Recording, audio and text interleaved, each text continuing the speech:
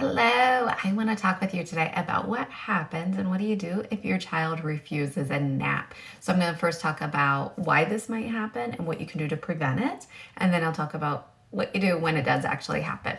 So, the reasons why a kid will skip a nap completely typically has to come down to a timing issue, needing a change in scheduling. So if you have a kiddo that is sleeping like a really long night, 12 hours or plus, then they're going to need less daytime sleep. It's this balancing act. And if they're sleeping less at night, like 10 hours, then they might need more sleep during the day.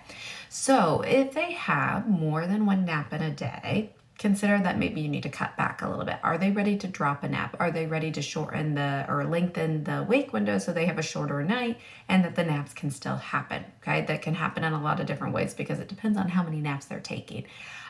Use age appropriate wake windows. Look for those signs when it's time to cut down on the sleep. If this is protesting nap every day, then you know that there needs to be a schedule tweak in that sense. If they're only on one nap a day and they fight it and skip it, why? Maybe, again, it's a timing issue where you need to push back that nap a little bit later in the day so the sleep pressure is there. Or maybe it's that they need to be pushed back at bedtime so there's a little less nighttime sleep, or even possibly on the other end of it, waking them up a little bit earlier in the morning. Okay, so that's why naps are typically protested, because it needs to be changed a little bit for scheduling.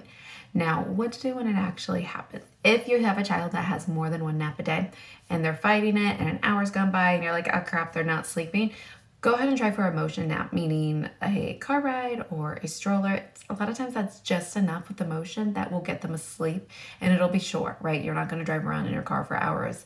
And same with walking, likely not going to walk for an extended amount of time. And that's okay that if they're only getting like a 20-minute nap there. To shorten the next wake window if that happens. If they do end up falling asleep, shorten it, and so they aren't awake for the full time that they normally would be so that they can get the next nap. If they fight that and they don't nap in the car or the stroller, give it an hour, try again, do some calming activities where you're not in front of the screen or you're not giving them sugary snacks, and so that their body can get ready for sleep. Now, if they only take one nap a day and they skip it, you're going to need to bring bedtime way earlier, like as early as 6 o'clock. And same thing as with the other kiddos that take more than one nap. Leading up to bedtime, try to keep it calm and relaxed atmosphere, dimmed lights, not the TV, not a lot of music on, not all that extra stimulation. They're already overtired at that point, and so you're going to want to try to bring it down as much as you can. If this is happening consistently and it's 2 weeks have gone by, it's not developmental milestone, you can roll that out. It's just time to reconsider how to shift your schedule, like I talked about at the beginning. So if you have questions on what the new schedule needs to be, how to change it up just enough, reach out to me below.